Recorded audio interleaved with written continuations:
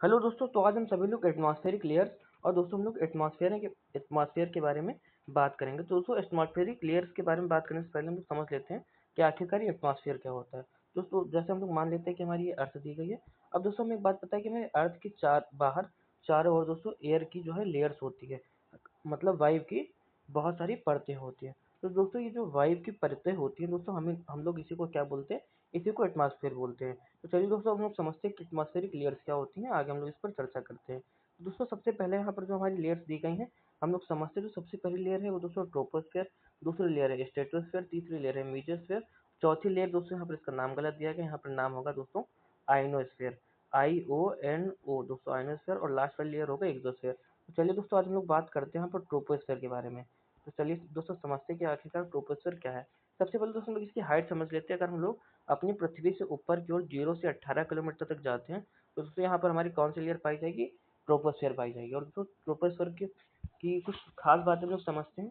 जो ट्रोपोस्फेयर होता है दोस्तों, इसी में जितने भी लिविंग क्रीचर्स होते हैं, कौन होता है दोस्तों, लिविंग क्रीचर्स का मतलब क्या, जितने भी जीव जंतु होते हैं, जितने भी जीव जंतु दोस्तों हैं, वो सब कहाँ रहते हैं, वो सब दोस्तों इसी ट्रोपोस्फेयर में ही रहते हैं। इसके अलावा अगर हम लोग बात करते हैं कि ये जो रेन होती है, मतलब बारिश होती है, स्नो का मतलब जो बर्फ गिरती है, थंडर स्टॉर्म का मतलब जो आंधी तूफान आते हैं, ये सब दोस्तों कहाँ होते हैं, ये सब दोस्तों ट्रोपोस्फेयर में ही होते हैं। या दोस्तों हम लोग इसको एक बार में अगर समझने की कोशिश करें तो हम लोग इसको ऐसे समझ सकते हैं कि ऑल वेदर फिनोमिना कहाँ होते हैं, वो सब ट्रोपोस्फेयर में ही होते हैं। मतलब मौसम संबंधित घटनाएं सारी कहाँ होती हैं दोस्तों, वो ट्रोपोस्फेयर में ही होती हैं। इसके अलावा दोस्तों एक चीज़ यहाँ पर हमें और हमारे फिगर में दिख रही होगी, यहाँ पर एक दोस्तों एरोप्लेन दिया गया है। दोस्तों यहाँ पर एरोप्लेन ना देकर यहाँ पर हमें एक हेलीकॉप्टर दिया होना चाहिए था। हेलीकॉप्टर्स का क्या मतलब होगा दोस्तों, यहाँ पर मतलब जो हमारे हेलीकॉप्टर्स होते हैं वो दोस्तों कहाँ उड़ते हैं दोस्तों, वो ट्रोपोस्फेयर में ही उड़ते हैं। अगर हेलीकॉप्टर उड़ने की बात होगी तो कहाँ पर उड़ते हैं, ट्रोपोस्फेयर में। जबकि दोस्तों जो वहाँ एरोप्लेन दोस्तों जो ज़्यादातर होते हैं वो स्ट्रेटोस्फेयर में ही उड़ते हैं। इसके बारे में हम लोग नेक्स्ट वीडियो में बात करेंगे। तो दोस्तों जो हमारा हेलीकॉप्टर हो जाएगा कहाँ उड़ेगा, ट्रोपोस्फेयर होता है। जो इसकी ऊपर की 17 टू 18 किलोमीटर वाली लाइन होती है दोस्तों, इसके पास में जो है एक लाइन पाई जाती है जिसको हम लोग बोलते हैं ट्रोपोपोज। एक सीमा होती है जिसको हम लोग बोलते हैं ट्रोपोपोज। ट्रोपोपोज के जस्ट ऊपर क्या होता है दोस्तों, स्ट्रेटोस्फेयर स्टार्ट हो जाता है।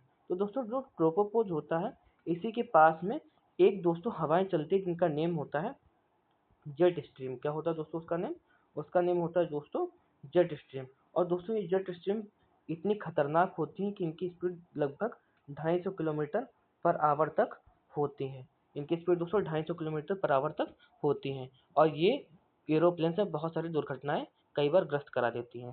तो ये हमारे कुछ